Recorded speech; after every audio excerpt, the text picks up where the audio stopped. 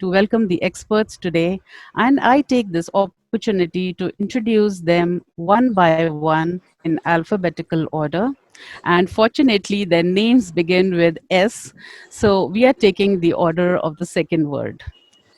So, Dr. Sanjeev Kumar Chauhan is currently working as Director HR of Pepe Jeans Limited. He is a seasoned HR professional with wide exposure across industries. Having worked with different organizations, Dr. Sanjeev has extensive experience in numerous functionalities, including L&D, talent acquisition, HR operations and technology, talent and performance management, among many. He is also an active member of HR Committee of Retailers Association of India. We welcome you, sir.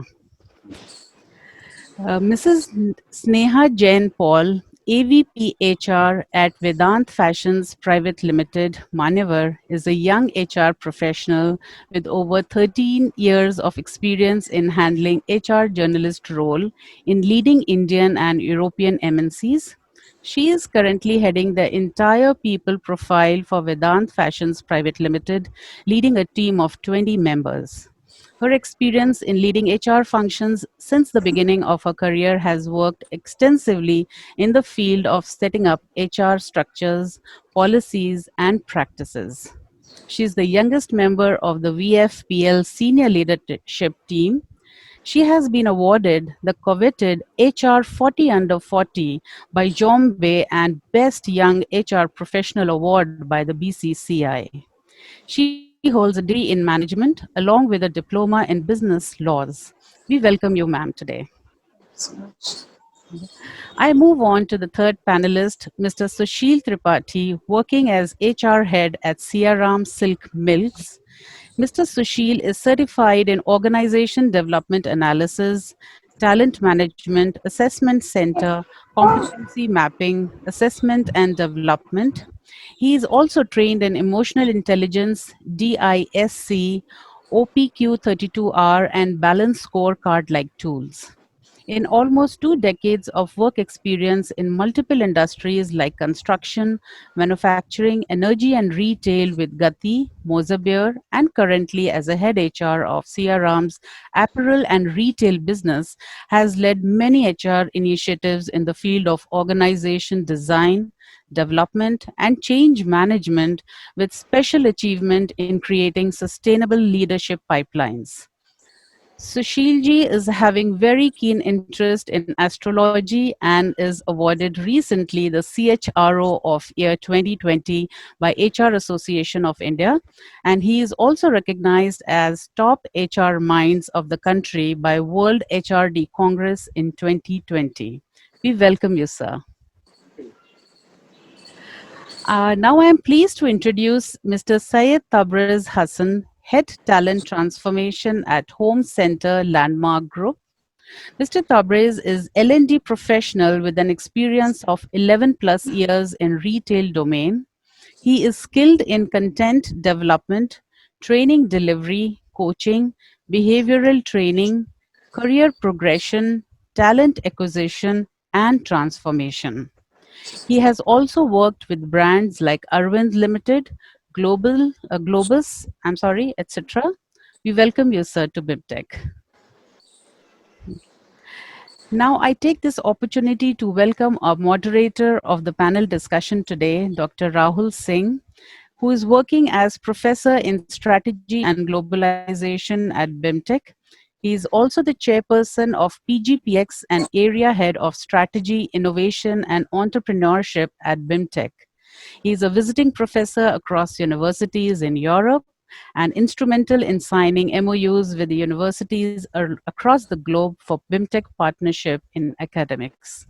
I now hand over the session to Dr. Rahul Singh. Thank you so much, Rupali. Thank you so much for introducing all the panel members, eminent panel members that we have today. And we have about 300 audience by now. I just want to give a quick brief before coming to the topic that we have the audience coming from our alumni, our students, and also I think the live broadcast is happening on our Facebook channels. So while the number might appear only 300 here, there might be around another 1,000 who are joining us, observing our discussion today.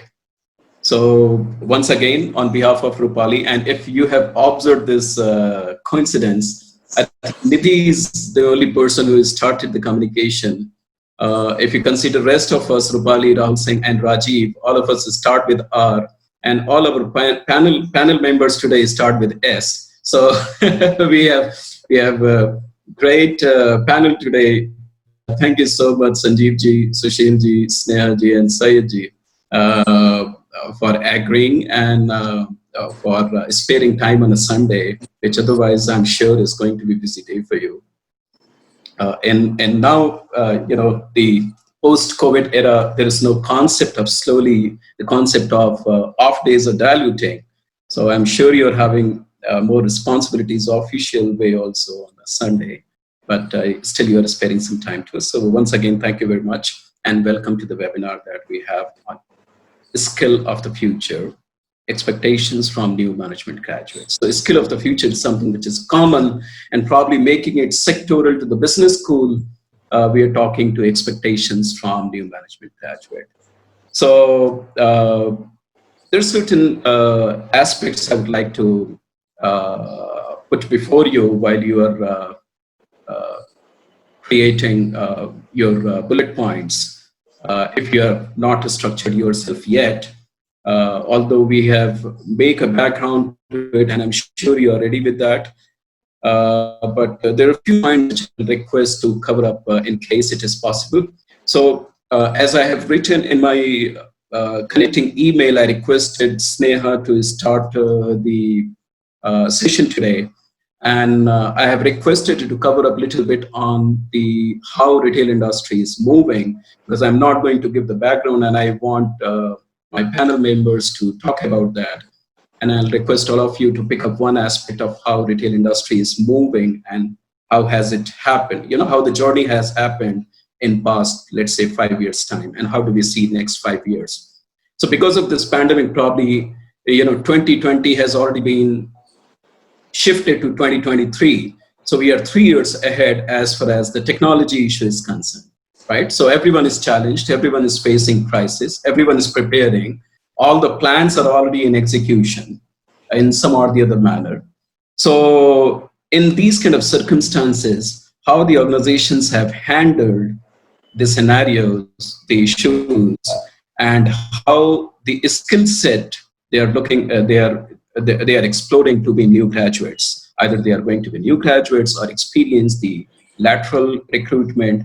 How are they looking at it, right? So these are some of the issues, not going to the structure of the retail industry, but covering something like how the organizational structure and ways of working are going to transform in next 1 to 2 years time is probably once we are able to understand that new graduates are going to receive some inputs on how should they prepare themselves. So this is, as a quick background, Sneha, if I could invite you to have the, opening remarks. And the structure is that I would love to ask few questions while you close your observations, end your observations. And then we anyway have 15 to 20 minutes time for question answer, because I'm hoping a lot of questions from students. They always like to ask about. Okay. So if I could invite you, Sneha, please. Thank you so much, Dr. Singh. Balaji, thank you so much for inviting me today. A very good afternoon to all of you who've joined in on a Sunday afternoon. So we, all four of us speakers, are going to make sure that it's worth your time. We will make sure that we leave you with some food for thought about what's happening in the retail industry and why is the space so exciting, where you have stalwarts like Sushil ji, Dr. Chauhan, Mr. Tabrez. Why are we all there in the industry today, and why are we so excited about being a part of this industry? So that's what we're going to talk about. A little bit about what we want from y'all, and we want our new graduates coming out of all management colleges to be equipped with some skill sets which are so inherent in today's times for being successful. So we'll all just talk about what are those skill sets that we think are imperative that you all come with But before I go on to that, just a little bit about why retail is an exciting space in India, especially. So, retail in India is actually not very old. It's still a baby, and it's one of the newer industries which is booming. But retail specifically is broken down into two parts, which is unorganized retail, which is age old and it's been there since forever because when business started. But what we focus on essentially is organized retail, and you can take the birth of that at about 20-25 years back. And I think 20 years is a good time, 2007-8, when retail actually started to boom in the country. Though there were some players who've been there since the 1990s. That's also one era when retail started, but the actual boom came in 2007. So compare that with the Western economies where organized retail has been there for a long time. Okay, so we're actually still in that growth phase, and we're growing. A lot of focus is coming even from the government side to boost organized retail. A lot of the laws are also coming in place which help organized retailers give proper benefits to their people. So it's a very vibrant space. As Mr. Pali mentioned, that it's growing at a CAGR of 30%, which is great for some industry which is in its growth period. The very interesting thing about being in this sector currently is the scope of innovation and the amount of technological advancements that we can make right now. So, again, while retail is starting up, technology is immensely catching up. And we're actually at a time where there's nothing called online retail and offline retail. It's all become a seamless channel. So you'll hear a word very often, which is omni-channel. What does that mean? Omni-channel simply means that there's nothing brick and mortar, there's nothing a website. It's all integrated, it's all together. Tomorrow, say for example, if I talk about Manyavar, you want to buy a kurta for yourself, and there's Independence Day was there, Rakhi was there, Diwali is coming up, and you want to buy yourself a kurta. You're going to go to our website, you're going to go to all our social media channels, and you're going to see what you want. You're going to build up your choice, and then you're going to go to the nearest store. We're there at about 600 stores across the country. You're going to walk into the nearest store and say, hey, I saw this, can I get it? Or if you look at a more evolved setup, you're just going to order it online, and we're going to deliver it from the nearest store, or you can go and pick it up from the nearest store after you're done with your trials. So it's all very seamless. And why we think it's very important to align it with the digital age, because till about I would say 6 months back also, Indians predominantly were shopping online on the e-commerce platforms and other platforms because it was discount driven, and they wanted a better price. COVID has fortunately opened up that for us, and the consumer pattern has moved from being discount driven buying to essential and necessity buying. So for us, even if we want to buy something today, we would rather do it online than going offline to stores. And which is why it's become a very, very integrated channel wherein offline and online are seamlessly moving together. And retail is coming out as one, as a whole, which is, I think, the biggest success story of retail today, on how we are able to use and manage technology best to make sure that our consumers are able to get the right product at the right price, at the right time, at the right place. So just realigning your four P's a little bit, but that's what today's retail industry is aiming to get to. Uh, just coming to what exactly we were to talk about today, on what is the expectation from the new management graduates who come into the workplace today. So the first thing is to have a very, very open mind, because this is an industry which is so young, so dynamic, and changes are happening so often that if you decide to work in silos of मैं तो यही कर सकता हूँ या सकती हूँ, that's not going to work. So having a very, very open mind is the first and foremost requirement. And I would say that, not only for the industry, but across, when you go out to work, that's the first first thing that you must bear in mind, to have an open mind, along with being very, very agile. So, when I started my career with Manyavar 7 years back, though I was leading HR for them, I've led marketing functions for them, I've set up the customer care functions from there. I've also worked at store operations for them. I have actually sat at the store counters, I've worked the cash tills, I've worked the entire sale process. You have to have the entire process chain idea in your mind if you want to be a successful manager.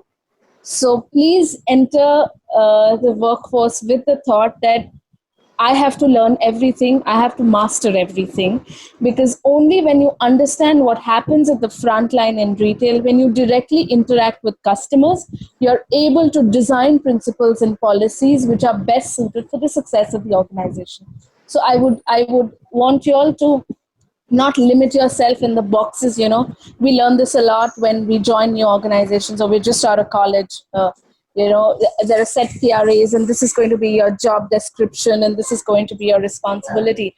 I would strongly urge you all to break those shackles, move out of those boundaries. The more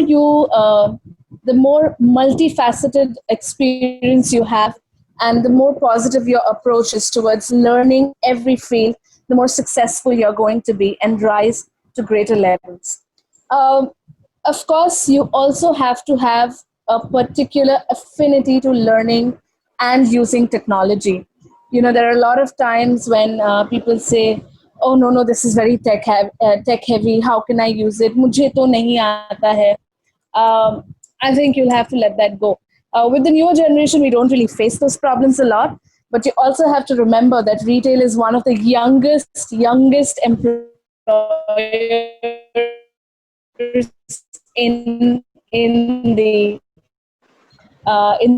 the average bracket is around 24 to 27 years old, which means that the majority of the new age technologies which are coming up, they are bound to come up in the retail industry first, and it's up to us to make best use of them. For example, I'm one of the oldest in Manyavar also because we're such a young organization. Until about 2 years back, I didn't use Instagram. I think I was so ridiculed by all my team members saying, "How can you not use Instagram? Or how can you not know what's happening on Instagram?"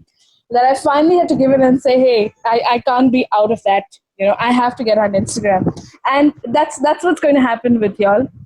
You may learn something today, and in about a span of 6-8 months, there is going to be something new which is going to come up, and you will have to unlearn what you learned 6 months back and learn the new technology which is coming.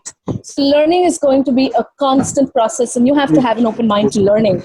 Please never ever shut down to learning, because then that is when you're going to face a stagnation.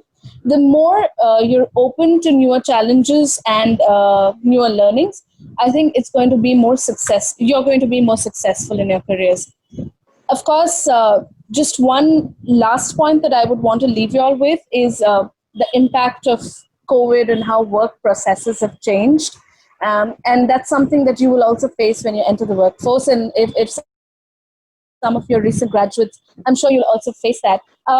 Work has it's changed. There's been a paradigm shift in how workplaces are structured, and that change has happened in the last 4 months.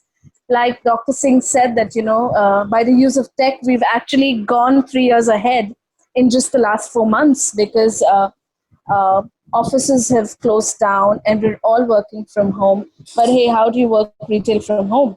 That's when we come in and bringing out the whole omni-channel approach. Aapko kuch chahiye, we are there to bring it to you. Just tell us what you want and we're going to be there. As employees, of course, because I come from the HR side, it will be unfair to leave that alone. So, as young employees who enter the workforce, please remember that, flexibility is one tool that you have in your hand, and it's going to be up to you on how best you use it. So no one's going to tell you clock in from this time to this time and be in office from this time to this time. You have 24 hours, and this is the job that you need to get done.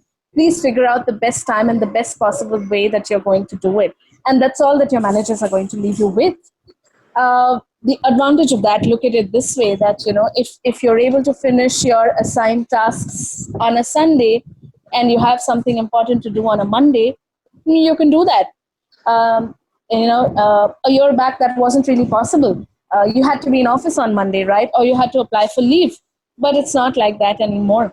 So the times are very interesting. It's up to us and how best we use it. It's really taught us that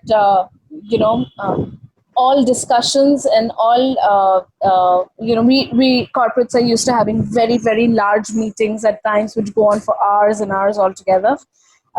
In today's time, we've also realized that we can have short meetings, not sitting in a room together and just aligning on Zoom calls like this and getting our work done successfully, be it on a Sunday like we're doing right now. So I would leave that. I would leave with that, and open to any questions from you, Dr. Singh, if any, at this point in time.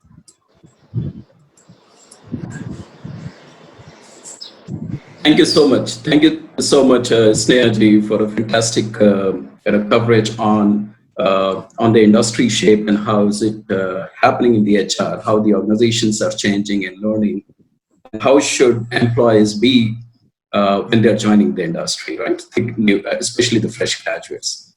I would like to pick up one point, which I don't belong to the domain, so please pardon me for not suiting language, what is being used in the vertical. But I think you talked about the open mind and be agile. And I would translate that into kind of employability coming in terms of position versus skill set. So earlier we used to have positions, and you very nicely curated that you're not going to be assistant manager for a vertical for long. You're going to pick up new projects and new things are coming up. So you will have to learn quickly new things, right? So what do you think? How long, how fast is it going to change, and how do graduates can catch up? So organizations have a plan to skill the graduates who are coming in the industry, or they are expecting only from the business schools to pick up what organizations are desiring? I don't really want to sound maybe I don't know how to put it very well, but yeah. When you come to the workplace, you will realize that a lot of skills which you thought were critical and were taught at the B school really were very different from what organizations require. And it's a whole new process of experiential learning, and to a large extent we call it on the job learning. So you come with the theories, okay, and B schools are so well equipped in teaching you those theories in detail, but the practical how to best use them practically is something you will learn only on the job. Apart from that, something that you mentioned today, on whether the corporates are expected to teach people or the B schools are, I think neither, or maybe all 25%, but the rest of the 50% entirely depends on the individual themselves on how well they are able to learn. Because आज learning की कोई दिक्कत नहीं है. So throughout the lockdown, there is so much content to learn. I finished 3-4 courses on Coursera, and there's just so much more. And there are so many webinars like this which keep going on. In fact, someone was mentioning the other day, we are having a webinar explosion because there's one almost every day. But there's just so much to learn from expert, eminent panelists speaking at the webinars. All colleges, almost all top universities across the globe have free courses, by the way, on a varied variety of subjects that people are able to choose from. If you talk about it, 15 years back when I was in college, I didn't have all of this. We just had access to a few papers, theoretical papers, which we could access from like an HBR and things like that. But today, there are professors from Yale, from Stanford, from Wharton who are taking classes online, and you can sit and attend those classes. Many of them are also free. So there's just no excuse that there's no excuse that today's graduates have saying कि मुझे तो ये नहीं पता है. There's just so many avenues for them to know things. Of course, we are there to guide them the best way on what is required, what is not, what is more relevant, and what is more imperative to become successful. And that's what our role is, to guide them best. But at the end of the day, how well they shape their own learning journeys is entirely in their hands. We can choose to do a course vis-a-vis, binge watching a show on Netflix. really the choice is yours. And I'm saying there's moderation. There has to be moderation. I'm not saying ye karo, ye mat karo, ye galat hai. I'm not that kind of a mom also. But my son watches TV also, but he does his studies also. And he's 4 years old, so doesn't really apply much to him. But I'm just trying to put that into perspective. Right. What Oh, to say? yeah. That's a great observation, and thank you very much for putting it, so candidly that the receiver has to also open up to the loading requirements. It's just not institution one and two, which are holding maybe just 25% each, right? So that's a great point. And I'm just quickly reminded, I think 3 years back when edX was, which is launched by Harvard, when discussion on edX was going on in Harvard, the dean of Harvard said, at least online education is not going to happen in my lifetime. And we are talking just 5 years back. Yeah. So just 4 months later, another discussion taking place with faculty members, and he was ready to launch it. And today we understand edX is one of the best One platforms. of the largest. Yes, yes. What you are saying is right. I mean, we have to observe it very keenly, with interest, and probably modify our observation statements or concluding remarks maybe every quarter. So the quarter pressure is not going to be only on CEOs; it's going to be on every terminal of the organization now. Yeah, so thank you for making this point. We will come back to you because I can observe many questions on your Sure thing. discussion and also on the organization. So I'll come back to you, Sneha ji. Sure thing. Moving on, if we follow the sequence that we discussed, I would like to invite Syed. And I think Syed, you have a presentation. So you already have a plan how you are going to cover up the skill gap issues and what are the plans for the future. Your observations for the future. So I invite you for the presentation. Yeah, good afternoon. Thanks, Sneha, for setting the contest about retail industry, and you discuss about learning is the most important thing. And at this time when we have so many webinars and there are many digital platforms and many courses which are free also, so there is no question that we are not doing it for any purpose or any reason. So I will start with the same thing about retail industry. So the things changed just after 2016. First, we have seen demonetization, then we have seen GSTs, and then this corona and post-corona things. So even after demonetization, retail industry suffered, and then after GST, but you don't know that many of the industries in retail itself, many of the categories has boomed. Like if you know that GST slabs below 1,000 rupees apparels, they boomed like anything. And you have seen how businesses like Max, like Reliance Trends, FBB, they boom even when the other premium retailers were not doing great. So I think it's a VUCA world, and if you know VUCA, that there are two hand. One, how much you know the situation, and on the other hand is like how you predict for your actions, like whatever outcome is there, how you predict the outcomes.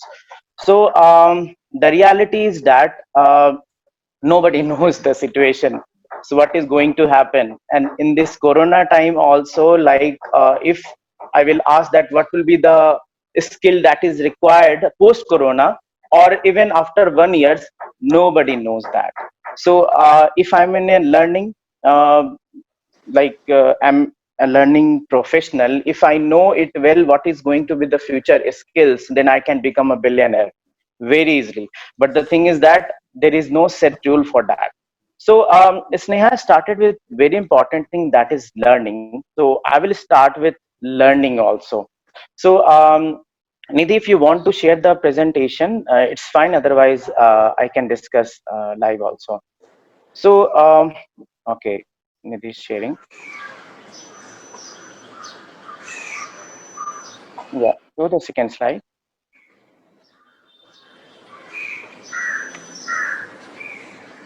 So as you know that the market is changing and the things are changing, even if we will get the job, how the job will be, like, will I be employable even after 5 years when things are changing so quickly? So remember one thing that has been said by Alvin Toffler, that the illiterate of 21st century will not be those people who cannot, read or write or something.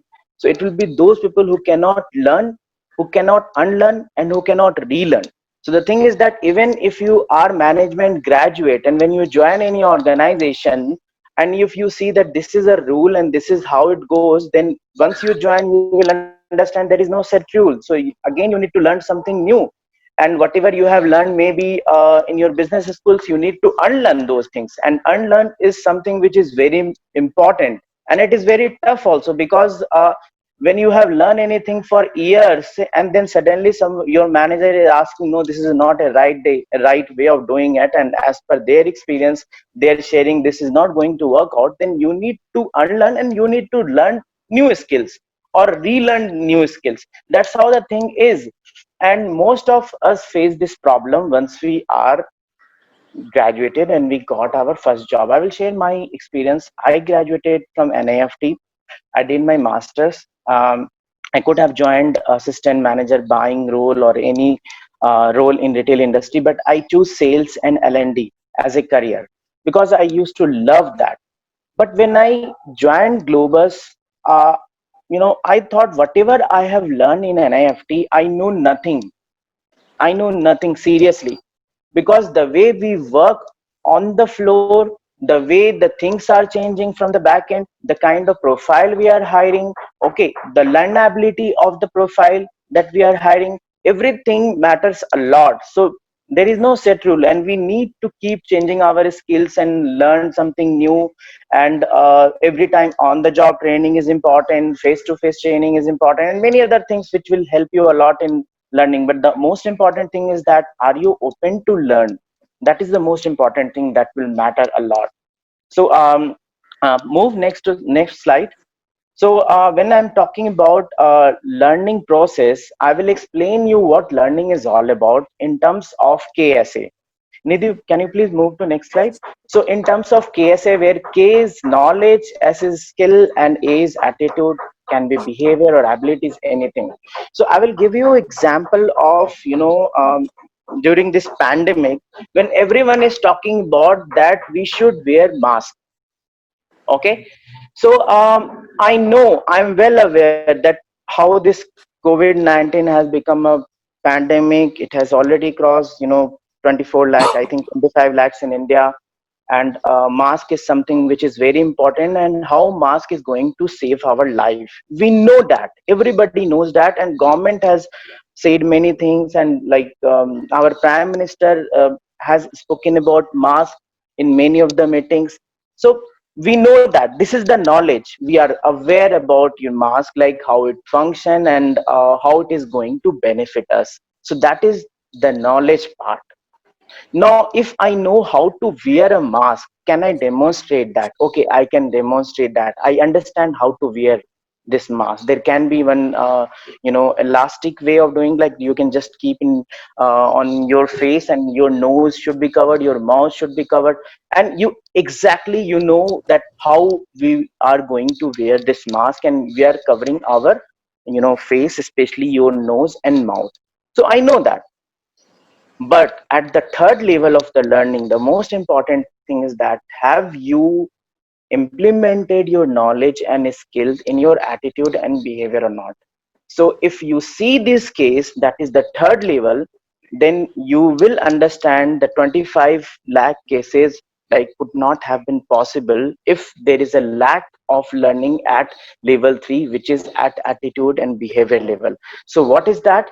Like, I know what is the benefit of mask and what is the functionality. I know how to wear that also. But the thing is that, are we wearing it? Okay, and it's not about mask, it's about hand sanitizer, it's about everything that we are supposed to do, about maintaining social distancing norms. Are we doing that? Just, we know that, okay, there is a lockdown phase 1, phase 2, phase 3, and after that lockdown, like government announced, okay, because business is suffering, we will open. And we were in a queue in like sharab ki dukan, where there was no social distancing norm, and from there, the cases increase. So that is the learning at the behavior level. And you can understand what is happening in United States. People are fighting. There has been riots, like on the street and in the retail shop have been looted. And the thing is that they don't want to wear masks.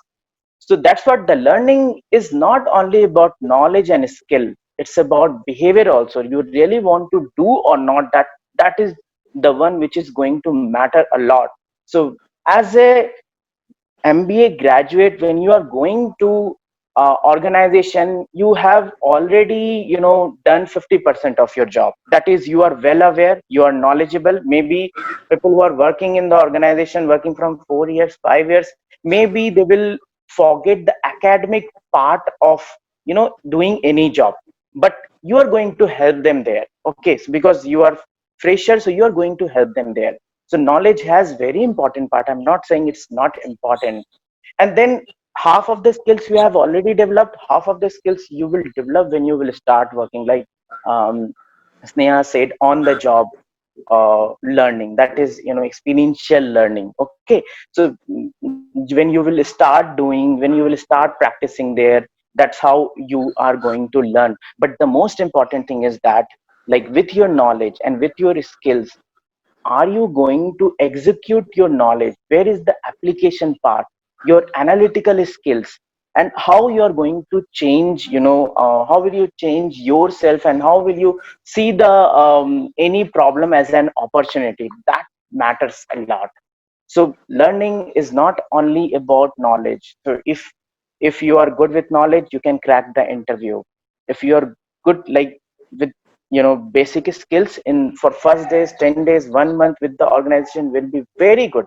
But if you don't, if you are not open for at a behavior level, at an attitude level, you cannot survive. And like I'm telling you, it's about employability. Like, even if I grab a very good opportunity, what I will do after 5 years? Am I employable? Like many of my classmates, when I graduated in 2011, they got double of my packages, and after 1 year they lose job because they were unable to execute their learning. So that was the most important thing.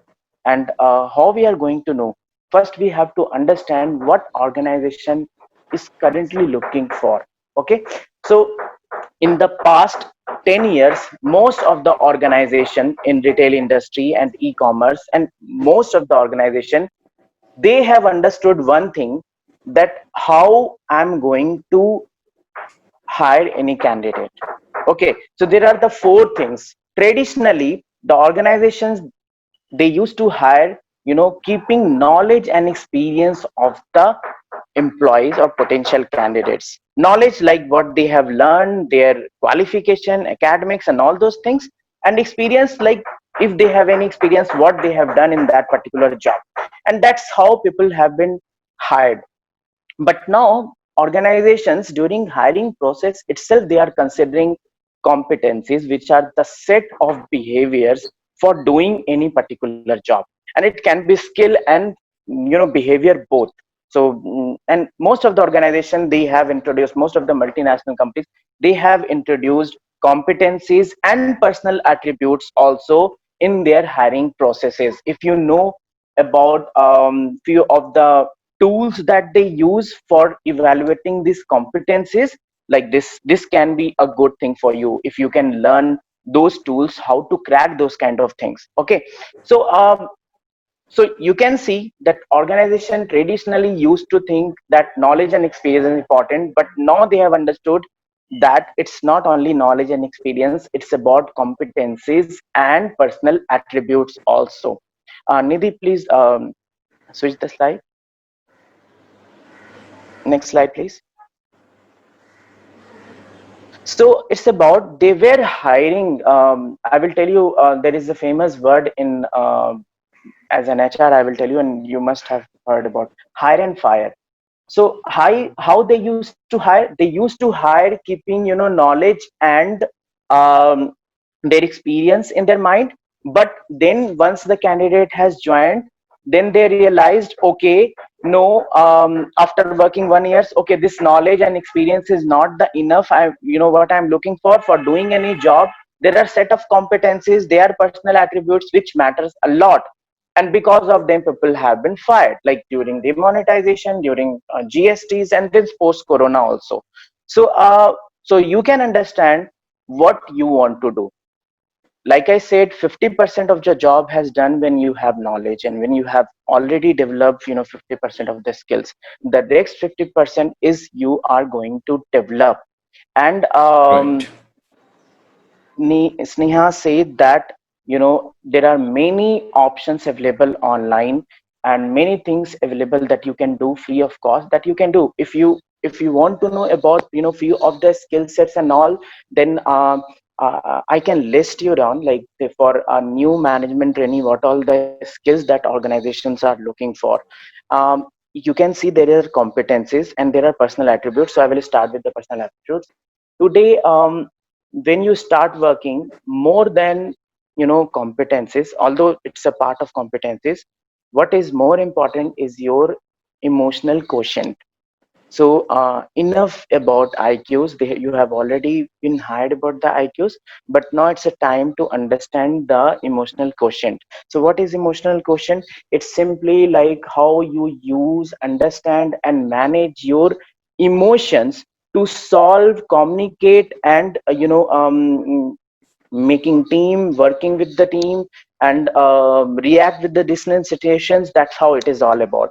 So we know that if I will do this job, I will succeed, and this is the reward for that. And we know how to do celebration after that, but we Right. don't know if we are unable to succeed, then what is the plan to. And even if we are we fail after making attempts, then how to handle the situation at that time. This is the thing which is most important in the organization. So the people who are working in organization, they are not your friends, please understand. They are your professional colleagues, and they are not your friends like you have in your business schools. Each and everything matters a lot there. So if you think that, okay, if today I have not done this thing and maybe something goes wrong, someone is going to manage, you will be lucky that your manager and your teammates are like that. But trust me, don't expect like that. So the way it happens in business schools, it's not going to Hmm. happen in the organization. You have to your help yourself. So emotional quotient is something which will be very very important, which will include your self awareness. First you need to understand yourself and your problems well. Self regulation, like how will you control your emotions, that is anger, anxiety, and your depression, and how will you use how will you elevate from this negative emotions and all, and how you can turn all those things into positive things. And that is the thing which is going to be important. And your social skills is very important today. All the works which we are doing, we are doing because of our relationship. And like I said, like we are human beings, we are social animals. And if you are good in communication and interpersonal skills and other social skills, then you will make everyone happy, and you will be more friendly, you will make more friends, and people will love to help you. So this social skills matters a lot. So this was about EQ, that is emotional quotient. About few So of the yeah, no, I Rahul. just thought I'll quickly pitch in here. So yeah, once you finish that, then I have a question. Once you finish your slide, then I have a question. Very quick question. Yeah, yeah. Then I'm coming back to, thank you. When I'm coming back to the competencies, that was the EQs, which is actually 80% important. Trust me, it is 80% which is EQs, and then 20%, these are the set competencies, that is the skills that is required. Like if you go to any job, there will be a business, there will be people, and there will be new things that you need to accept. Okay, so business. So what are the skills that is required? What are the competencies for that? Like your business orientation, like your client orientation, customer orientation is utmost important in that. At the same time, how you plan and organize, how you manage your time effectively will matter a lot. It's like it's all about agility. You will get one message this is the important project, leave every other important project and work on that, and you have only 1 day time. How will you react? How will you plan? How So, will you Sayed, organize? Yeah. I'm so sorry, but I just wanted to quickly remind you that you have about 1 minute. Yeah, I'm just going Then to close that. yeah, Yeah, sure. thank you. Your decision making skills, your analytical skills, the way you see numbers, you understand that our ancestors, they have kept mathematics as a different paper and statistics as a different paper. You should understand why statistics is a different paper, so that you can develop analytical skills when you are a student, when you are in schools itself. Then social skills, your interpersonal skills like communication skills, all about listening, your body language, that will impact a lot, your relationship management, your teamwork skills.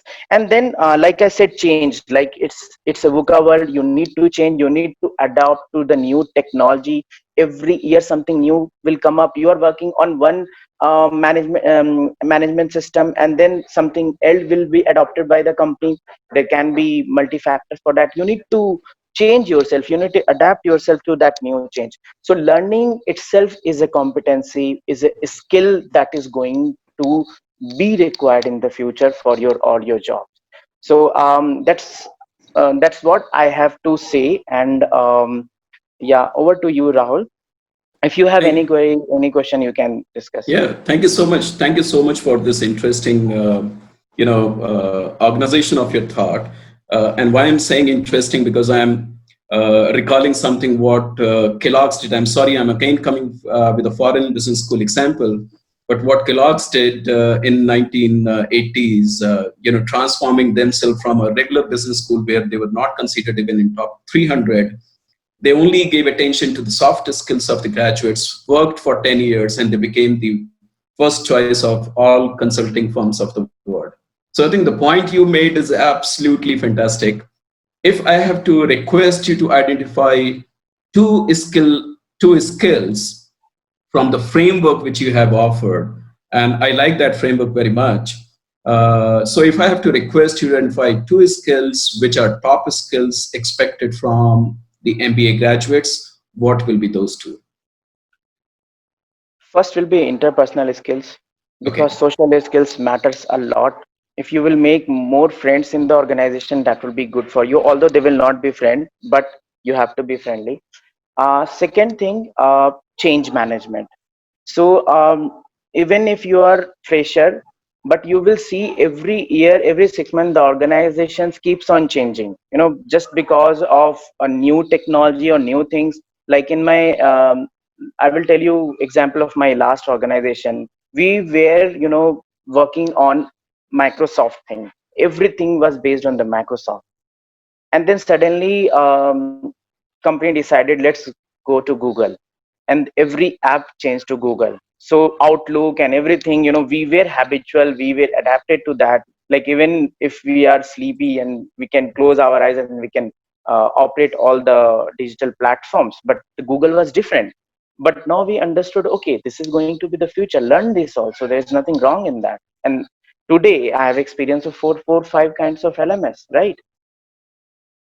Okay, that's great. Thank you so much. Thank you so much. I think this is something very, which is, students don't need to comprehend anymore. So there are sets of knowledge and information that we are sharing with them, which they need to translate and understand.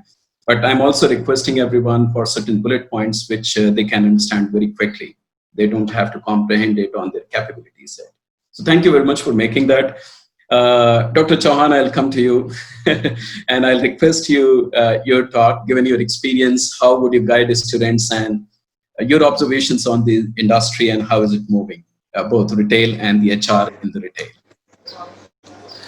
Thank you, Rahul, for giving the opportunity. See, to be very brief and concise, I'm known in the industry for speaking, I think Sushil will also bet, that I speak something very straightforward, which sometimes, my industry peer doesn't like it, but I see and speak what really I feel in the industry and corporates, right?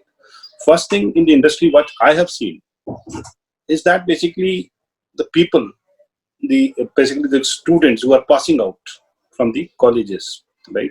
They have got a great expectation that whenever you go into the corporate, we are going to be a very great success, and within 5 years I'll be director, I'll be head HR, I'll be AGM. I'll just tell them that it is totally a different ball game. What Sneha was also telling, like when I passed out from the 94-95 batch from IBIT Pune, right? So we were 40 people in the batch of MBA, and only 2 of us are the director HR or a head HR, and rest others are struggling. And rest of somebody are dropped out. They want the teaching lines. So the success rate in coming on the leadership positions is only 2%. So when you come to the 2%, it's only this the strategy. What basically even Hassan was telling, how much you learn, you relearn and unlearn, right? That is how it is very important. Now, coming on to the point. See, today you have asked me a question to debate on 2 aspects. One is on the skills required for retail, and what is the skill required for e-commerce. Unfortunately, in the COVID, one is blooming and another is struggling. Right now, the retail is struggling. Retail is struggling. We and the e-commerce. When you see in the e-commerce side, e-commerce is basically blooming a lot. Today, the minting of money, which basically, you recently must have heard the news, that Amazon has made basically how many people are crorepati's, right? So this is how it works. But that is not the reality. First, we should understand the retail industry, majority of the retail industries are unorganized. I'll say more than 80% of the industries are unorganized industry. We have got a very unorganized industry.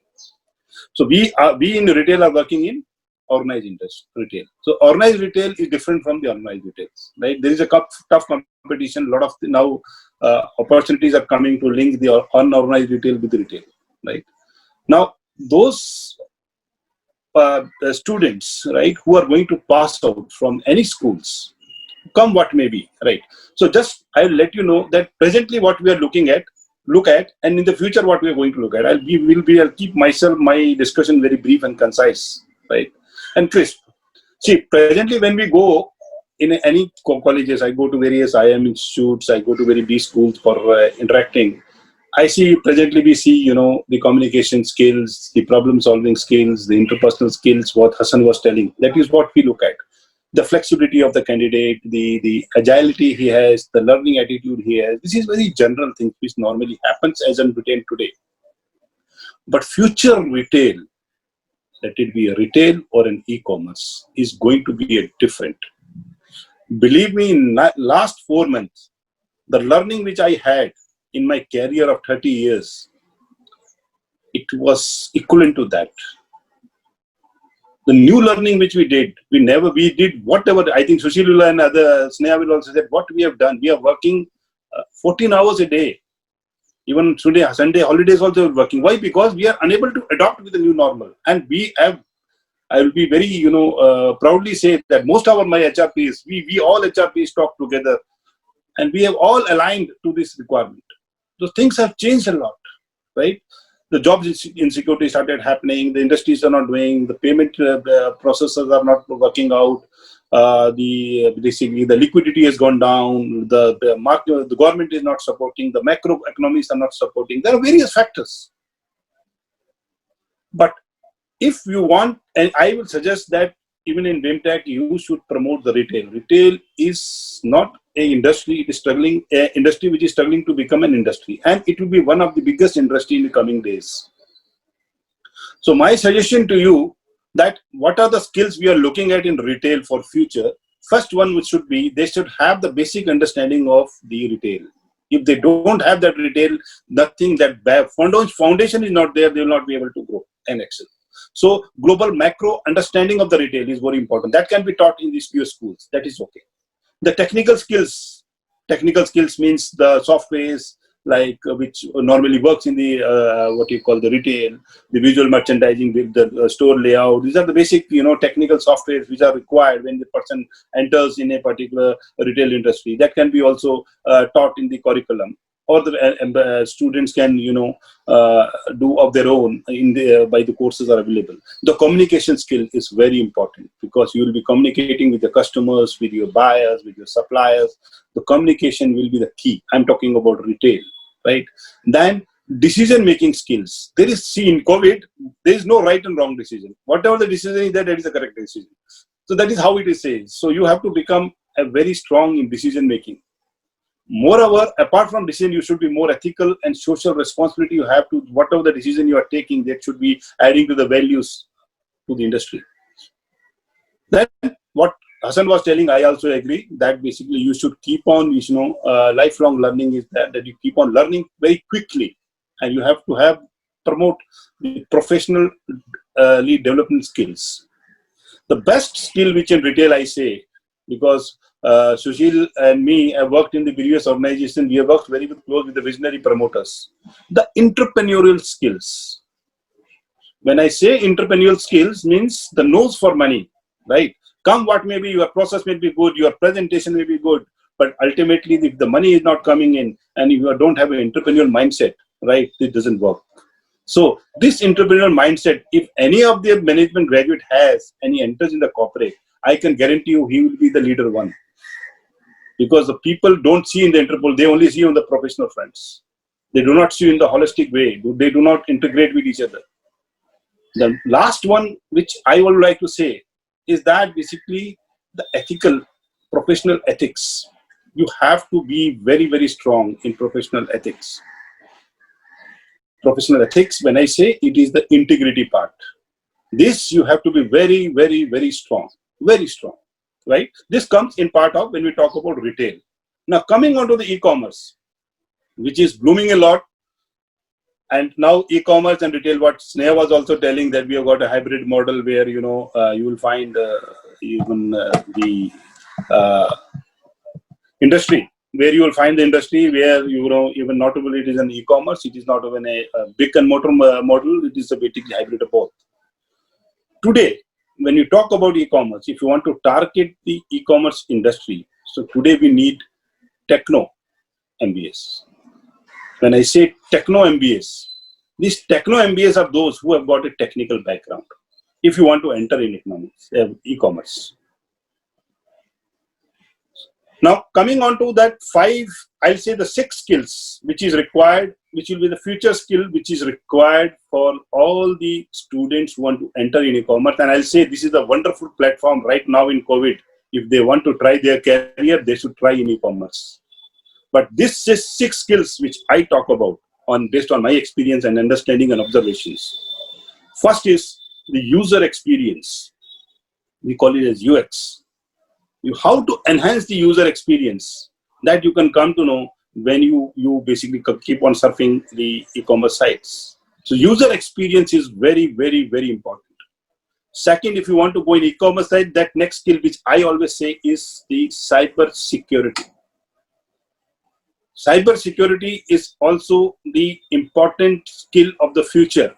If you want to get into e-commerce, I think cyber security is the skill which you should sharpen. You should chisel it like anything. Then we called about CEO. CEO means for the student is search engine optimization. So, 1 minute में ही एक बंदा जो है, like me, I go to Amazon, I don't find it, I go to Flipkart, I go to Myntra. Just giving an example. So if your search engine optimization is not proper, then certainly you will not be able to. And so you should understand how to make the search engine optimization. That's why I say that techno MBAs will play a very important role. Then what kind of consumer behaviors are there, and what are the consumer behaviors, patterns and trends are changing for that. The data analytics, which is the next skill which I talk about, is going to be the future. And last but not the least, artificial intelligence. So in the future, when you say that these skills will be having the great place in the industry, those people who want to come in the e-commerce. So these 6 skills which I say are, again I repeat, user experience, cyber security, then I talk about the search engine optimization, data analytics, and artificial intelligence. We call it as AI. And also, you can just brush it out how to do a codifications. So codification is in terms of product codifications. So these are the few skills. If anyone want to enter in, particularly let it be a mechanical person, or let it be a marketing person, let it be an HR guy also, if he can come into and enter into this, certainly it will be a great help for them to enter. So with this, I would be very specific and precise in telling this is what skills I feel that all students should do. But my suggestion to the institute as well will be that basically you should have more, corporate industry interactions. Why? Because I'll just tell you, for the students who are likely to be entering into the corporate, I used to, even the 14 principle of fails, right, is on my tips, right? But I'm struggling to implement any one or two of them. Every time, if I implement one, it basically gets, conflict with the others. So when we see what we studied in our MBAs, right, and when we go for an implementation, it's totally different. Please understand, education knowledge will always help you to understand practically, but everything when it comes, it is the battleground. So for that battleground, you should be very specifically learning what is actually required in the industry to learn. What is industry to be required to be learned? You learn only those industries. Just giving you an example, in HR, I have seen a lot of people doesn't know how basically the compliances work. They don't do work, and they struggle because everything is worked through consultant. No, it doesn't work. In our institutes also, I studied all the the labor laws. Why? But see, I being a PhD in law, I can understand that. But the students should not know what is PF Act is. They should know what are basically the contribution the employee gives, what are the returns to be filed, and what are do's and don'ts. Basic things they should know. They are not supposed to know more than that.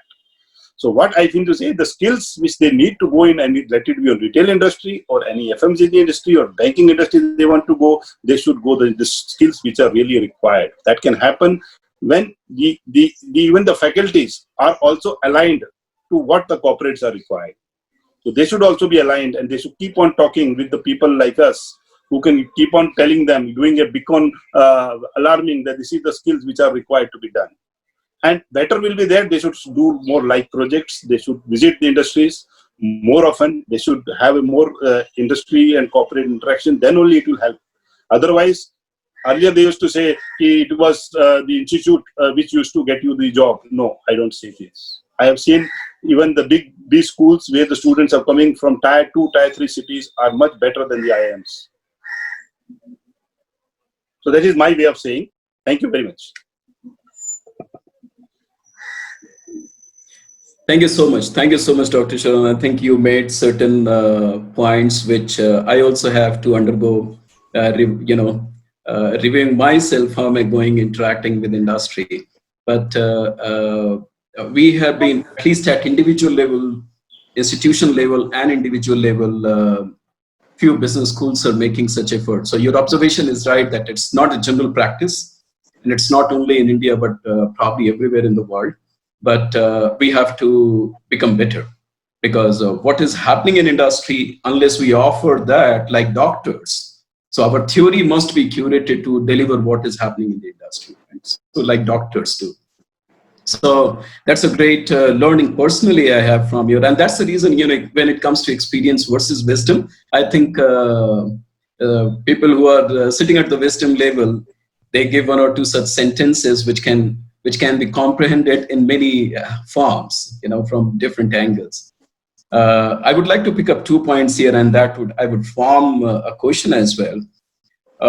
You talked about entrepreneurial skill, entrepreneurial, whichever way we take it, which is required by the organizations. And we have been experimenting this on our business schools from last almost 7-8 years. Before that, we were offering an entrepreneurship course. And after that, in last 4 years, we converted that course into enterprise lab.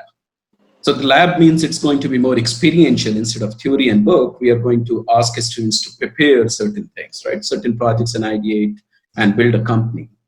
But we somehow found that students directly connected with the entrepreneurship. So is there something industry can do to communicate? If you're doing an entrepreneurship course, does not mean you're being looked as an entrepreneur, but these skills, like you said today, very, very candidly, and I'm so happy to listen it, at least there is a second voice talking about why do you need entrepreneurship skill set in industry, because then you will have something that Sneha ji also mentioned, that you will have a lot of verticals coming, being experienced by you, not only in theory, but also in practice later on. So how the professional ethics and how entrepreneurship can be very useful when somebody is starting a career. I can connect professional ethics are important when you are 10 years plus or 15 years plus. But these two things, how are they very important when somebody is starting a career in the first year after MBA? I would request you to emphasize this, and then I move on to Sushil ji. See, when you talk about the professional ethics, right, it is something like, how the person has been groomed. You said the person who is entering into the corporate.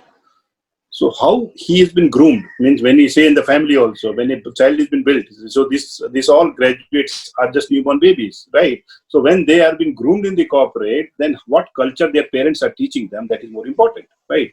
So that's why I talk about the professional ethics. So if that professional ethics are very clear to them, so best corporate governance they will do, and they will become a good leaders, right? So the when we talk about professional ethics, it is a very wider term, right? But when I want to do precise in this, I will talk only in two terms. One is that sincerity, in what way the person has to do a work. Second is the professionalism, and third is the integrity. These three are the areas where they should focus. Coming to your second question was of the entrepreneur skills. See what happens, earlier when we used to be HR, who was only an hiring function. It was known as a personal management, blah, blah, blah. But today, HR cannot work in isolation. HR is a business partner, right? So if you don't understand the business, and if you don't understand everything, right? So what happens, when I'll just tell you, when I sit in the interviews, right, on a leadership positions, the people ask me, sir, are you in HR or you are in somewhere else? Because when you enter in a business in such a manner that you understand all the essence of the business, so you have talking on the entrepreneur point, in my point of view. So ultimately, when I tell to my sales people, they say, "Sir, हमने sales अच्छा कर दिया है, and don't worry, sir, इस बार we are going." Well, I'm not interested in your sales. How much money is going to come back? What is going to the payment collection? That is more important for me rather than how much sales it happens. Whether it's a primary sales or secondary sales, that is for you to cheer about. I'll cheer about when the money, what money the realization company has in the package. So being an HR, when you talk to the sales people in this manner, so certainly these entrepreneur mindsets, right? So ultimately you have to talk about how to earn profit, right? How to earn profit, or how to cut losses, how to mitigate the losses. So that will come when you talk. I am talking about those entrepreneur skills. See, you have to inculcate that particular skills. Right. No, that's great. Thank you so much. Thank you so much, Sanjeev ji. Sushil ji, we have covered, the space of retail and the HR. And I think last sentence by Sanjeev ji is very convincing to me that more than the marketing guys knowing what marketing is, HR has to know it, because HR is the first marketeer. They bring the talent. So if they don't know marketing, talent doesn't come in. How do you see industry and talent going? And you have been talking on this issue. How do you see it going, and how can it? What are the lessons that business schools and students should have? Rahul, you know that speaking at the last is always very challenging because nothing is left to further elaborate. But I always believe everything was started with nothing. So in that way, I am fortunate. So what I'm going to do, I will pick up points from all the panelists, and what they suggested will try to summarize with a different style, so that at least it can create a little differentiation in the sense of making right choices to the student. Mm-hmm. You like you touched upon two important points: experience versus wisdom. Why academia needs to get connected with industry? So we'll tell you one story. It happened in Mahabharata only. So if you remember, Bhishma Pitama was lying down. He was on the that leaving earth. Then Krishna came with all the Pandavas, and then he requested to Bhishma Pitama, Pitama, you share something, you share valuable lessons to the Pandavas so that they can make their bright career or future. If you relate analogy with your students, so they are vying, they are fighting, struggling to grab those skill sets which are going to make their career sustainable or maybe future proof. So then Bhishma Pitama asked this pertinent question with Krishna, Madhusudan, you are the knowledge seeker. You are the treasure of all kind of possible knowledge. You are treasurer of all kind of skill sets which are available on the earth. Then why you are asking me to teach to Pandavas? Then he simply said one word,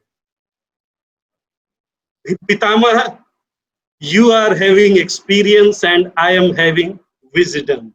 So I will start from here. Wisdom and experience both are going to hand in hand. Then only students are going to make their career in the organization. When I say wisdom, so we have been avoiding or neglecting the important fact of 2 years schooling in the college. So when I say neglecting the importance, so we just say theoretical part, but we forget that it is a theory which makes a foundation. So I am in Kamla Mill. I have seen that Lodha took at least 4 years to create foundation of their high-rise building, and then they started creating their stories.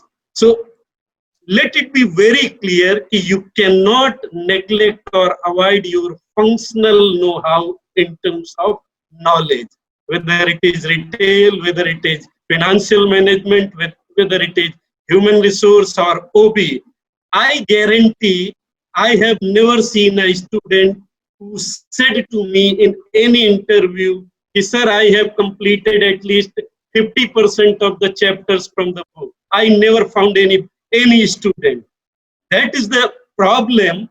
When you induct these people, then they look towards organization. They are having no background, they are having no fundamentals, they are having no basics. So you cannot expect that they are going just by having some kind of skill set training or learning program or competencies, and then they are going to create a difference in the life. That is one part. So now we'll be focusing on business environment in retail. So like challenges are there, opportunities are there, possibilities are there. But a week back, a chairman of NASCOM was sharing this important data that shelf life of skills are just 2 to 3 years. And if that is the case, why we are looking for future? What would be the future in 2030 or 2050? Yes, World Economic Forums are there, Deloitte, McKinsey, they came out with 10 beautiful key skills or skill sets which are going to be demand in future. But one thing is sure, if you divulge in those skill sets, it is very much related with the expectations of the future. What I am trying to do, I will pick out from the current prevailing situation, challenges and opportunities, and will do like, that butter is getting drawn from the mattha or milk. So you people have already given me a lot of milk. Like Sneha started with openness, then she talked about learning agility, then adaptability, flexibility, and then social skills and cognitive skills. So we have covered everything. So now I will start with the cognitive skills. So I said cognitive flexibility. When I say cognitive flexibility, so students cannot say, okay, what Sushil said is right, what Sneha or Dr. Chauhan said is the only right. You are to be open to whatever happening in and around in the industry, whether artificial intelligence, machine learning, algorithm, finance, numbers. So if that is happening in the industry, that is happening in the business environment, so you have to taste that.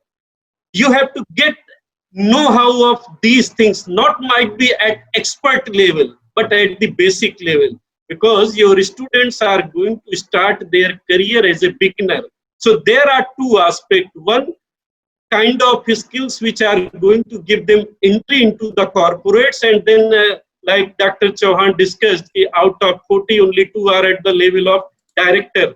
then there are certain skills which are going to make them leader in the future or manager in the future.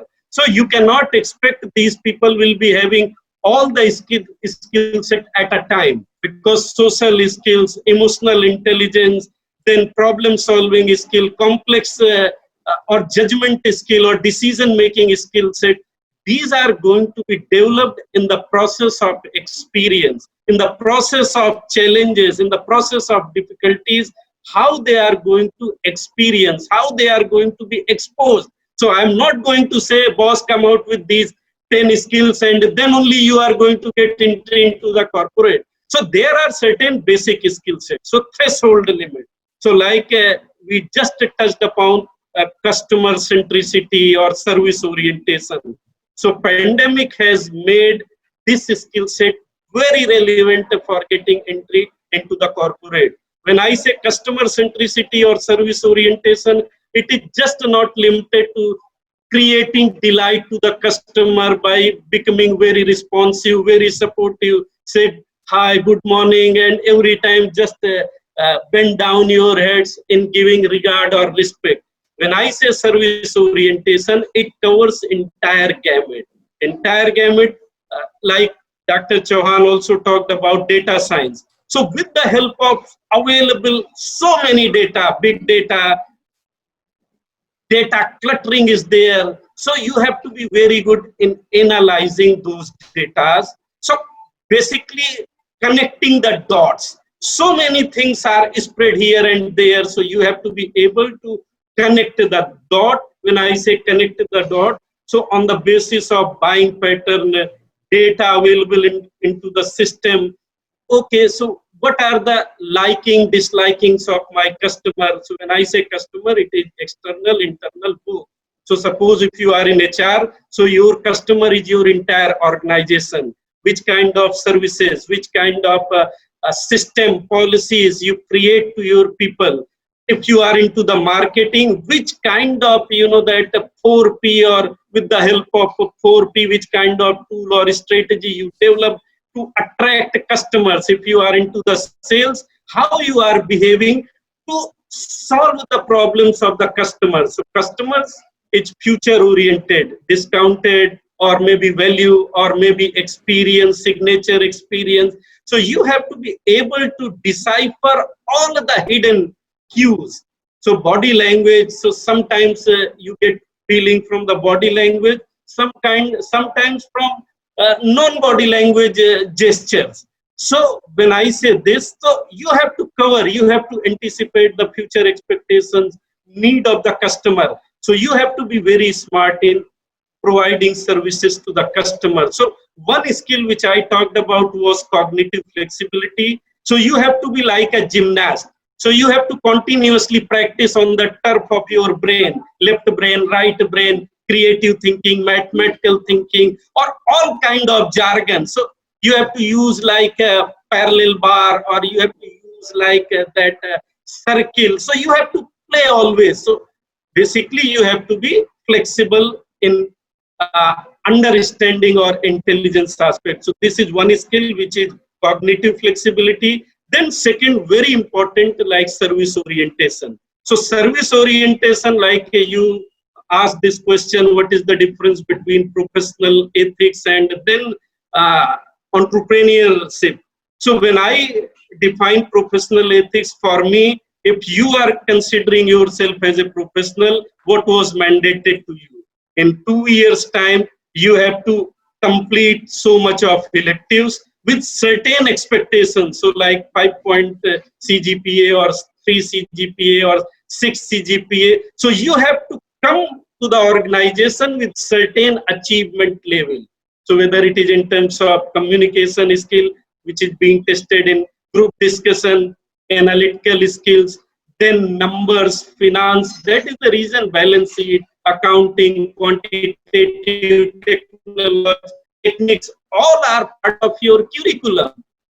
Just pursue future job, we are neglecting those things and just focusing on one part which is related with your personality grooming. But if you are not sound on your understanding of the subject, you cannot create a high-rise building on that.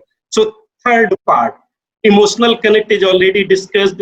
Social skill is already discussed. Social skill is very important because you have been competing. You have been competing to yourself. You have been competing to your peers to achieve 60%, 70%, or 90% skill.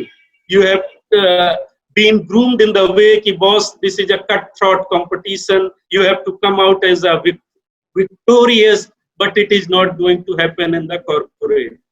There you have to learn the ability or the behavior of performing in a team, sometimes acting as a team player, sometimes leading a team. So you have to learn how to lead the team. That is the reason projects are given to the students. So sometimes they work in the project, but they actually forget why project kind of activities are given to students. So problem with the academia or problem with the faculty or student is they are neglecting their present and oscillating between past and future, which is the biggest challenge, what I feel. So I always advise, boss, focus on your present, and if you are able to make your present strong, future is 100% going to be secured. I see skill expectations like this. And then fourth part, I have already discussed, coordinating with others. Then last three very important skill set, though I covered when I discussed about connecting the thought, then problem solving, complex decision making. See, business environment is very complex. You discussed, we are already ahead 3 years time, but I see we are not good as yesterday. So we are almost same like yesterday. So we lacked agility, mean or lean kind of business principles. And now everyone is running after those things. Dr. Sanjeev discussed about finances. So I say might be in next 3 months or 2 months in any other webinar, you will listen about chief cost officer or chief cash officer kind of jargon. So basically what I am trying to tell you, numbers. So Syed also discussed about your students have to have very good idea about number crunching. So they have to be very good in regression, factor analysis, coefficient relationship. They have to be very good in business research modeling. They have to be very good in using software. Then finance part. So understanding cash, how business is getting money, what are the importance of role, how it impacts on the health of the overall business. So what I say, you have to be a real human being. When I say real human being, right balance between your mind and heart. So you have to focus or nurturing on your mind, but keeping in mind that heart is the source of giving blood to your mind. If heart is not functioning properly, your mind is not going to give you required impetus, fillip or motivation to grow in life. So you have to focus on soft skill in hard times. That I feel. So don't just focus on X, Y, G skill. You be like a true human being. Humanity is always going to succeed. You can definitely get success if you have a right balance, right blend of left or right kind of so-called jargons in brain. So that's how I would like to conclude, because time is already passed. So leaving for the question. Yes. Thank you so much. Thank you so much, Sushilji. I think this was fantastic. And concluding remarks like, don't leave your present in expectation to manage future, and give attention to your academic performance, which means learning the theories and the words which you are going through in the best possible manner.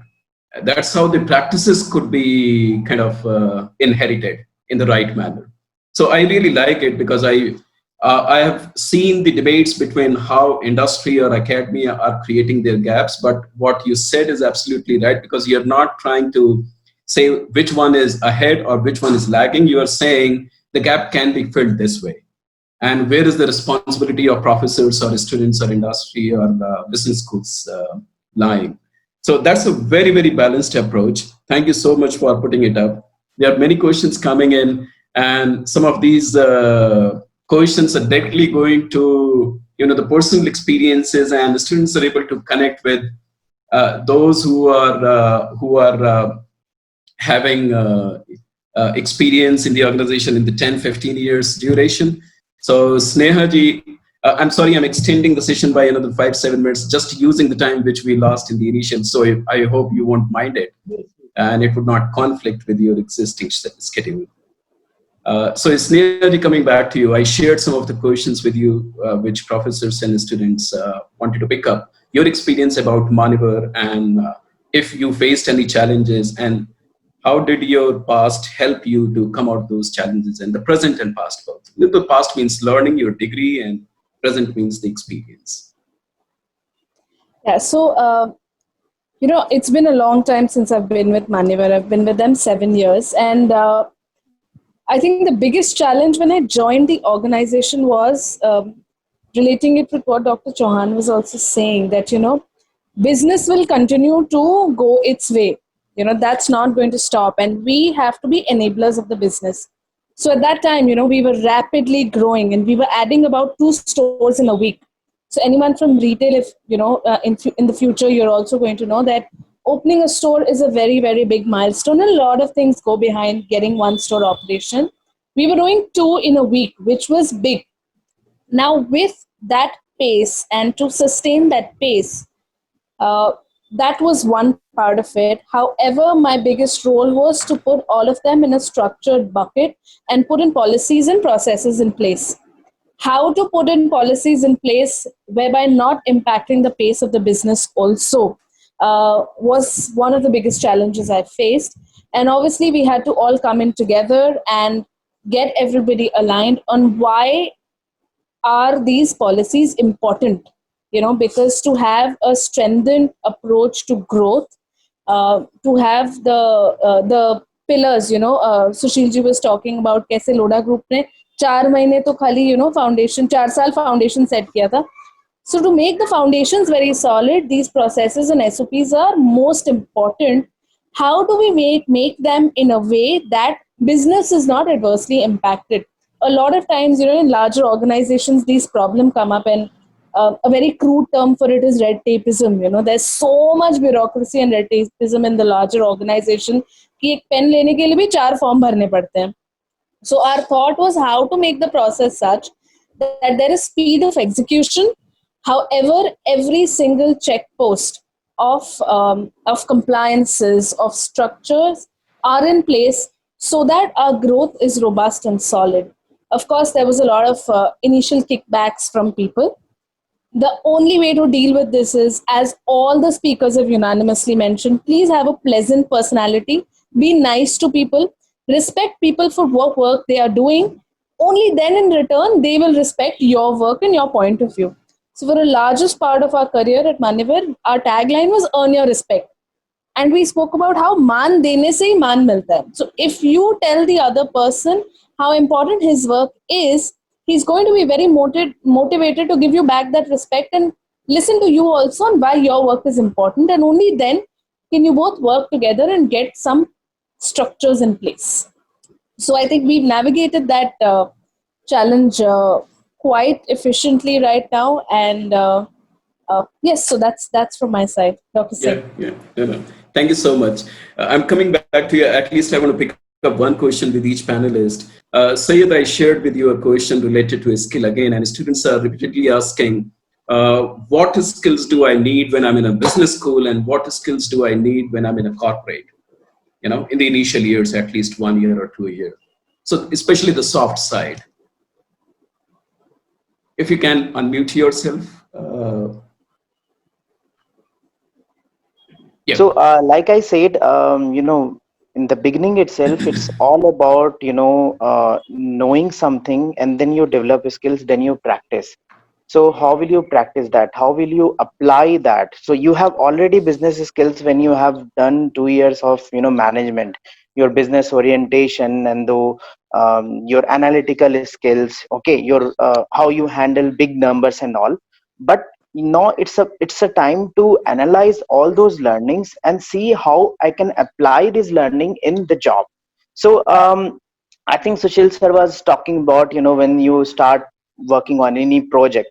So most of, us are doing any project just, for the sake, okay, this is the project, this is the credit, and this is the jury, and this is how I'm supposed to present what my learning is. But the thing is that if we forget the most important part, that this project, why it has been given to you, and what is the, learning that you are taking from this project, and how will you apply in your job. Because most of the projects, like if it is a summer internship or graduation research project, you are in the organization. So many times what happens, we prepare the project keeping jury in our mind, and what we are working in the organization, keeping our mentors in our mind in the organization. And there, we are doing the two parts in a two different things. But we have to understand, okay, what is the goal of the project? Have we succeed in that? And have we managed to learn something new? If that project requires to, understand this skill, then have we learned this skill? Now what exactly the skill can be, like in business, I have already mentioned, like customer orientation is something which is very important. Okay, customer orientation, your business domain, your analytical skills. So these are the things which is going to be very important about the business.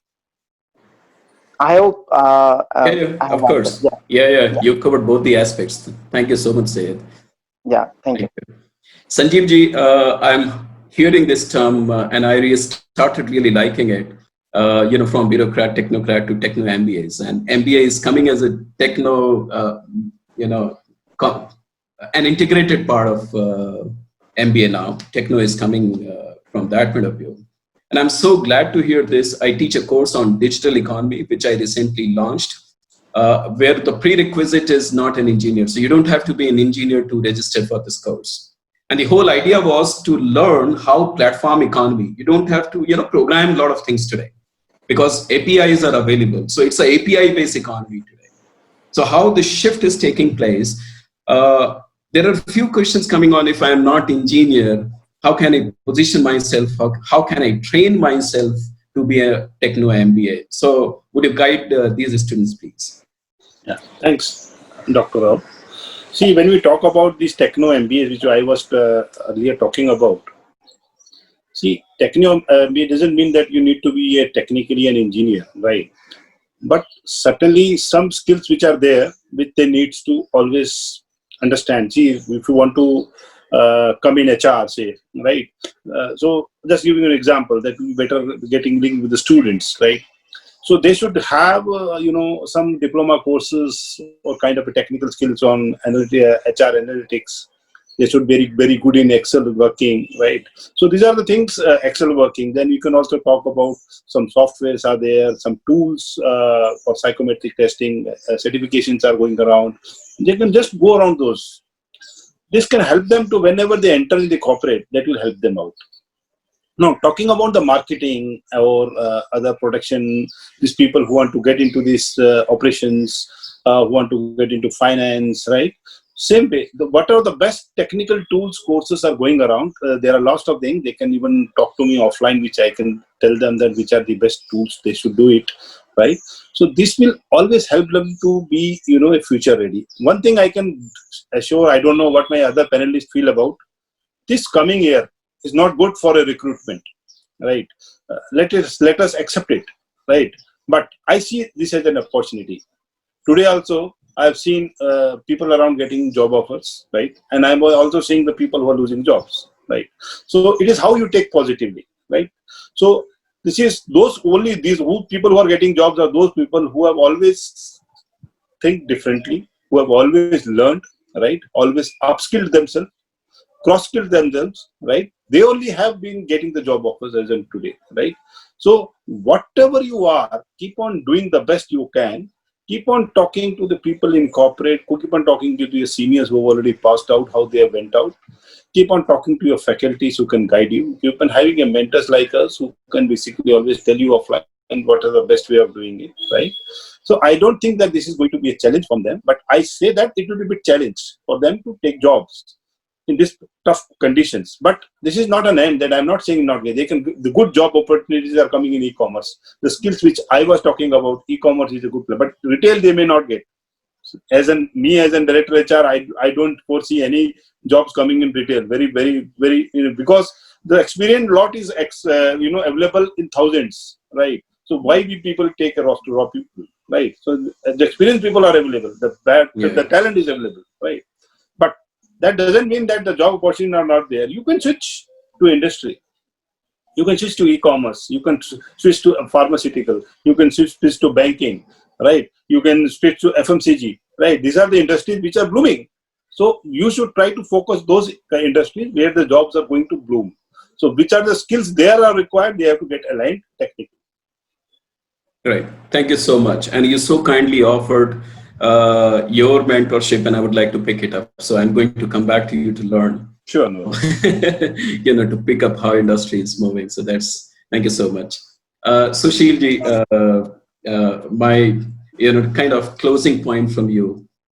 You talked about the NASSCOM report, and it is clicking my mind all the time.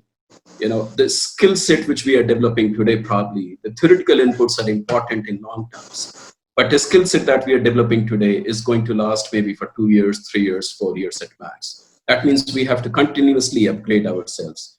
How do you see these MBA graduates who are coming out today coping up with the changes happening in industry, and would they really be ready and keen, and what are the consequences if they are not ready and keen? We'll begin with consequences. So suppose if you are not getting job, so that is the worst possible scenario. If that is the only expectations of spending these 2 years in the college, then I am always feeling very sad about management students, because you are limiting your potential to just a job of maybe 30,000, 40,000 or 50,000. If you are talking about gig economy, open economy, global village, so why you are just concerned about a job in Mumbai, Pune, pharma sector, agriculture sector? See, people are there who did MBA from Harvard or maybe from UK in a great institute, and now they are come back to do organic farming, and they are making money like anything. So the basic premise or the foundation to these students should be, you have to run after excellence. You pursue excellence. Don't run after success. Success is the output of certain things. So you just focus on those things. Future is not in your hand. You cannot control which kind of future, like Dr. Chauhan rightly said. If there is no job, that is a surety. That is a 100% fact. So 2021 is nil for us. I am outrightly denying all the management institute. Boss, if you are for job, then I am not available for that. So, but that is not the only way. So take example of Jack Ma. So Jack Ma always talked this point. He was not getting job even as a simple serviceman in Pizza Hut, or maybe as a policeman also, he couldn't get a job, but he was open to explore new opportunities. Then one fine day he realized that there is a gap in China. So he learned those skills like English speaking skill, then use of IT or integrated communication tools in business. So he created a different empire. So nowadays, lot of startups are emerging. So they are from IIT, IIM, and see, the biggest problem with us or student is they are just concerned about job. See, if there is no job in private, you can opt for government job. You can clear GATE exam, you can clear UPSC. You would have read there are people who left a private job of 20 lakh, 30 lakh, and then they become IAS officer. So job is not a problem. The problem is you are not sure about your skill set. You can be a subject matter expert. You can write content on social media. You can be a good content creator. For me also, you can create good training material for retail industry. You can come out with so many solutions. So you have to be open for the learning, what is happening in and around in the business environment. Why just concerned about job? That's how I take this question. Okay, thank you so much. Thank you so much, sir. I think knowing the core is what you are mentioning here. Just to finish 360-degree concept, I would like to come back to Sneha ji and say the last word, and then we close it because we are already about 10 minutes ahead. Thank you, Dr. Singh. Thank you to all the panelists. I think towards the end is something that we were talking about, something that the students will be most interested in. Uh, it's really up to your own what message you take out of what the panelists spoke about in terms of job opportunities. Yes, we're hit and retailers hit, but is that going to stay forever? No. If you realize, I don't know how much of news you all follow, but Europe, the retail levels have already gone up to about 85% pre-COVID levels in the last 2 months of opening itself. So looking at it, the larger economies have started recovering very well. There's always need for talent in the market. We are always looking for talent heavy people who have multifaceted, who bring in multifaceted expertise to the table. Going back to Dr. Chauhan's point of you don't really need to be an engineer to know about things like SEO. If you're going to run the business yourself, or you don't need to be a finance person to know about money. You're going to learn the business and you are going to run the business as an entrepreneur inside the business, what we call as intrapreneur, right? If you're doing that, if you're an HR person, as an HR head, I need to know what my total cost of HR is, right? I need to know how that falls in my balance sheet. Similarly, you have to know your cost of goods. You have to know whether what the new solution, the proposition you're talking about is profitable to the organization or not. These are big words, but trust me, it's all very common sense. It just flows from there of what would you do if you were running it as your own business. Just look at everything with that sense of ownership of whether or not you would take the step if the money was yours, if the organization was yours, if the name was yours. If you work with that sense of ownership, trust me, 90% of the times you are going to take the right step in the right direction. Why I say 90%? Every time you try, it's not necessary that you're going to be successful in every try. But that's what life is about, right? Life is about making mistakes when you're doing something. The more important thing, and I know I sound very cliche when I say this, but just don't repeat the mistakes. Even in our teams, internally in the organization, it's okay if our team members make a mistake. But if they repeat that mistake, that's when it's not okay. So have you learned from the mistake? Have you improved from your mistake? That's what you're going to look at. Coming back to placements from B schools, I don't know if many of you know this, that you're really lucky to be part of institutes which actually offer you some sort of advice on placement and assistance. If you go out in the West, be it the best B schools, and I'm coming from the top 10 to top 100 in the FT or QS rankings, nobody offers placement assistance because getting a job is something that is entirely dependent on the candidate itself. It's your skill, it's what you bring to the table, is what recruiters and HR managers globally look at. It's not what your college is there to give you. So be lucky that your college is going to help you out. While these times are tough, there is always need for good talent in the market who bring in the highest professional standards. So please strive towards making that the goal, along with learning the most possible in these years of your MBA life. Dr. Singh, back to you. Thank you so much. Thank you so much, Dr. Chauhan, Sanjeev ji, Sushil ji, Sneha ji, and Syed. Thank you so much for your participation and passionate delivery. These were just not experiences and few sentences. They were coming with a lot of passion, and that's the reason I'm so sorry for extending it another 20 minutes. But I'm sure Dr. Arun, Dr. Arun, I will just try to interrupt. Actually, I will just suggest the students who are working from home, right, or still at home, not attending the offices or doing online courses, I'll suggest them they should approach to the various industrial experts like us, and they should do the more, live projects. They should take some internships. Internships are also available on the various companies. Yeah. They are giving it off the line. They should do this. If they are not getting that also, let them do freelancing also. That is also one of the best aspects which is going to be the future. Now, most of the company will be going on freelancing.